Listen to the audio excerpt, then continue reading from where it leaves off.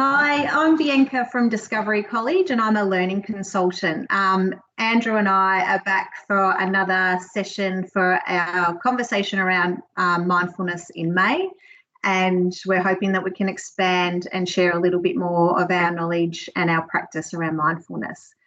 So before we begin, at Discovery College, we acknowledge the traditional owners of the land on which we live, work and travel. We pay our respects to the elders past, present and emerging, acknowledging Aboriginal and Torres Strait Islanders as the first people of Australia. They have never ceded sovereignty and remain strong in their enduring connection to land and culture. So Andrew, thank you for joining me again for this conversation. Before I pass it over to you, I forgot to mention that my pronouns are she and her.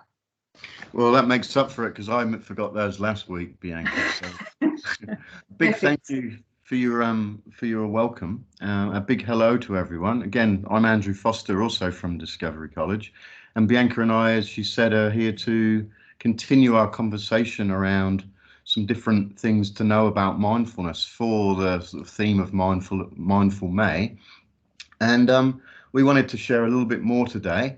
Have some opportunity to give you some things to take away and think about if a mindfulness practice is something that you're still very much interested in developing.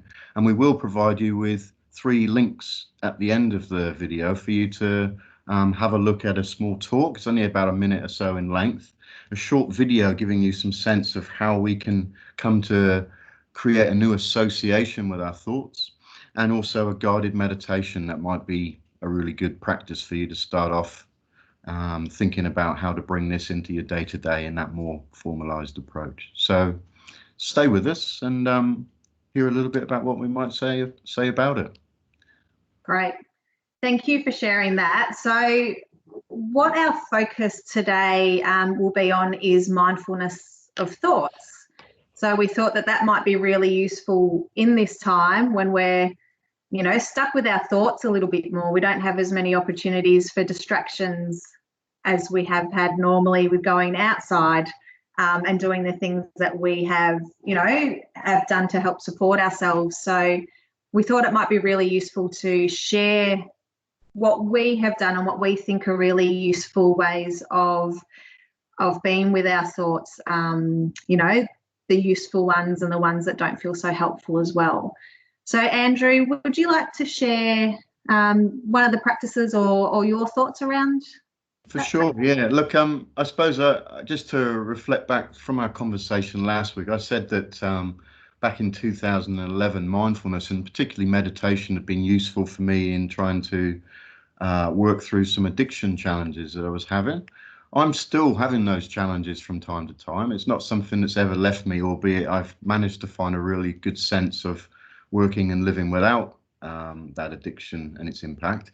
But something that I do use to come back to when I want to be able to notice what's going on in my experience. Just 3 things that really that I remember, or 4 things I should say, that I like to remember. I'll just share that with people now, if I may. Right. Essentially, the things that are really useful in any moment, whether it be in a day-to-day or when it comes to noticing what's going on for me in formal practice, things to remember are that in spite of how it might seem, thoughts aren't usually the objective truth, i.e. they're not facts most of the time. Yeah.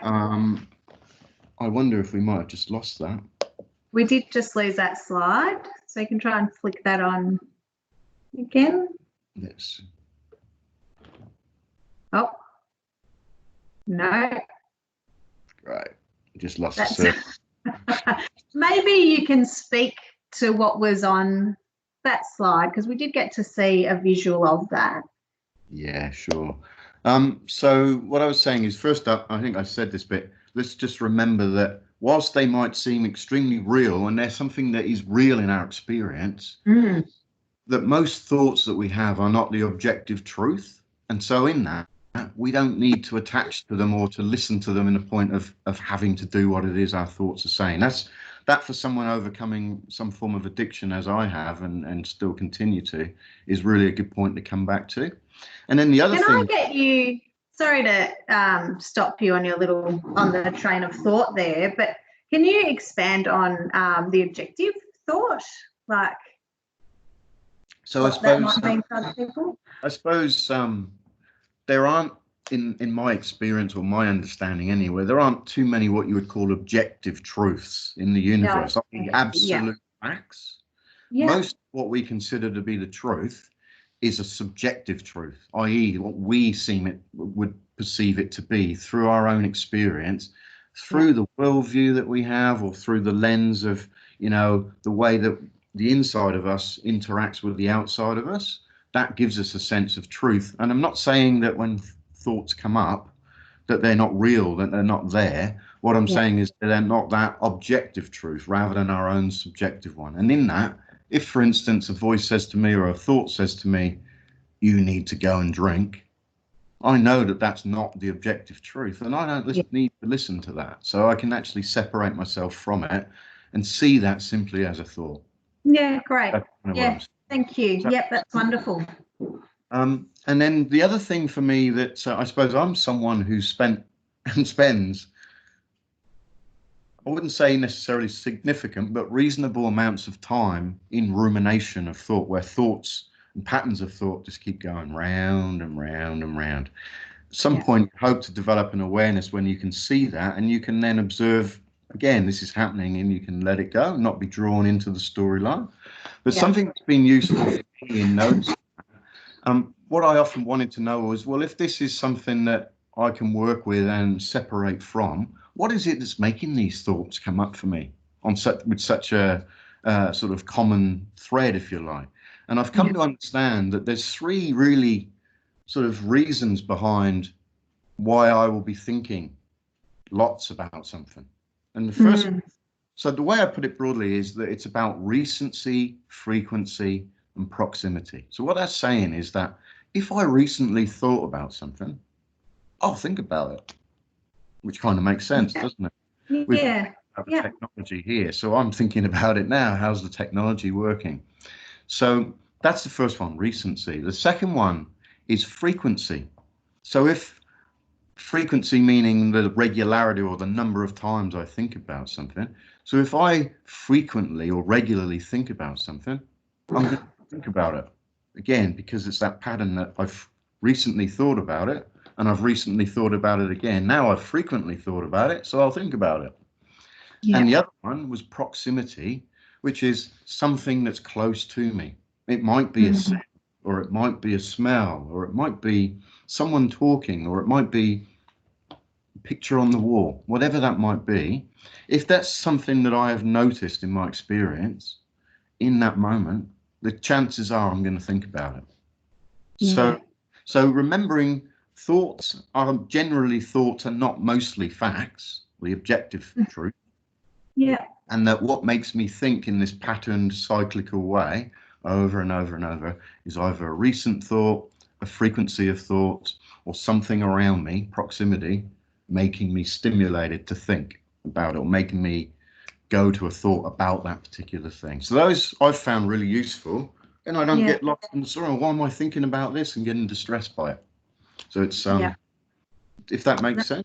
Absolutely, that's really great. And I think I can relate to a lot of that. I used to think of myself as the queen of over-analysing. Like I would over-analyse everything, and I would think about all of these things from the past, and trying to fix things that I couldn't fix, or worrying about things that might or might not happen today or tomorrow. So I spent a lot of time in that, thinking that those things were real, and it's been really an interesting practice for me to sit with where I am in this moment, knowing that I can't really change anything, about the past, and can't control what's going to happen always in the future. So allowing, that presence to come, I think, through that. So I think that's really wonderful.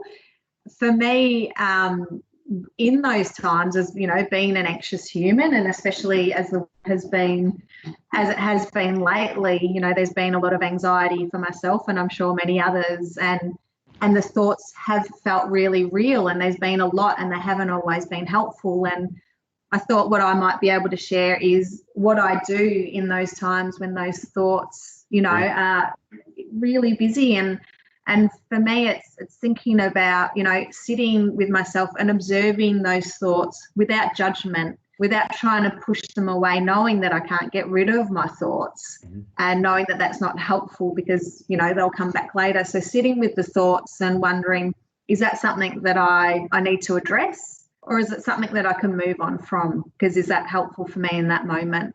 So I think for me, some of the really helpful things are sometimes just getting up and doing the dishes, doing something physical. So I'm not sitting there just, you know, letting these thoughts spiral around, you know, remembering my truth, either, you know, that I'm safe, or, you know, that that's not happening in this moment, and things like that. So also calling a friend, or doing something, getting outside and changing my environment might have this beautiful indirect way of changing my thoughts and bringing something that's more helpful for me, and knowing that it is a thought and that they, you know, our minds are on autopilot. Yeah. And like you were saying, you know, like 90% of the thoughts that we have yesterday, that we have today, we had yesterday. So that's really helpful for me to remember, and knowing that our minds are problem solvers, so they might be looking for things to fix, and knowing that we can't always, or don't need to always, fix everything. That can be really soothing or calming for me to remember that. So yeah, I think it's this practice of acknowledging our thoughts without that judgment, and then seeing if we can move on to another thought that would be more helpful. Or like you said, if there's something in our proximity, you know, I might go and do some colouring in, and that'll create a thought because I know that that's calming for me, and remembering those sort of things as well. Yeah. So I think that that's been something that's really helpful for me in these times. And knowing, you know, sitting, if we do a mindfulness of thoughts practice where we sit and just observe our thoughts, just allowing ourselves to see if our mind is really busy, that's okay, and that helps to bring insight or awareness as to why we might be feeling, you know, anxious or stressed or tired. And knowing that sometimes when we sit to observe our thoughts, it feels like they disappear. It's like, where did they all go? And then knowing that that's okay as well. But when we are more aware of where our minds are at and how busy they are, it can allow us to understand why we are feeling a certain way in that moment as well. I've found that really helpful. I think there's this, I don't know, call it what you will, I call it a myth, I suppose. There's this myth for a lot of people first coming to mindfulness practices, that the idea of mindfulness is not to be thinking about anything. Yeah. You know, that's a bit like telling your armpits not to perspire, or, you know, your nose not to be smelling things. It's the nature of the mind. And so when we can work through that myth and see that that isn't the aim of mindfulness meditation or any other forms of meditation, it's not to stop thinking, but it's about being able to change our relationship to our thoughts. And that idea of what you called autopilot for me really sort of resonated. It's this sense that the minute we have a thought, that we must act on it, you know. Whereas if in that moment of having a thought, an awareness of it follows that it is a thought, then we have an opportunity to respond to it in a perhaps more mindful, considered way, don't we? And for you, as you were saying, it might be to go and ring a friend, or to go and do some washing up, take a walk or whatever. But it might actually be also to stay where I am and sit and see what else comes. And again, those are the choices that when we enable that awareness of what it is these are, that we have, that perhaps we weren't seeing that we had beforehand. So it's in that way we're starting to disconnect from this sense of thought and action, or being fused to what our processes of thinking is, and seeing that the thoughts are separate from us. They aren't who we are, which is really powerful, isn't it? Absolutely. It's really freeing. It's amazing, you know, how much easier life, I think, has felt for me, not being stuck in that, you know, having to focus on every thought all the time and give every thought attention and focus, and thinking that there was something wrong, or, you know, it's like allowing things to move on if need be, and addressing the ones that felt important Yeah. Right. Well, we did Great. say that we were going to allow people to have a listen to what we've talked about today, and then provide some links in the feed beneath the video that we'll put up Yes. on our social media sites and so on. So, like I said, there'll be opportunity for people to have a look at all of those if they want. They can just choose one or other. We'll put a very short talk on there by a guy called Jack Cornfield. He'll be talking about mindfulness of thought. There'll be a short video talking from it's Headspace Blue Sky, that one's called, looking at the idea of thoughts a bit like clouds, if you like, and how that can be a useful technique. And then the third one is a guided meditation. And that's, again, something for those particularly who are interested in coming into a perhaps more formal space in their day, whether it be morning, night, or wherever else it might be, just to allow someone to guide them through some skills and some techniques to bring this more and more into the day-to-day. So look out for those, have a look at them. And we hope that, again, this is something that people find some value in. I want to say a big thank you to you, Bianca, for the expertise you've brought to today's conversation. And Thank you. we'll look to do one more, I believe, towards the end of this month, won't we? Yeah, which is this weekend. So it should be out this week. We'll hopefully share another one. Yeah. But yeah, really enjoyed these conversations with you also. Good reminder, I think, for us as well. Absolutely. Yeah. It's been great talking to you again. And thank you. We'll look to connect in with everyone again for our next episode. Wonderful. Thanks, everybody. Take care.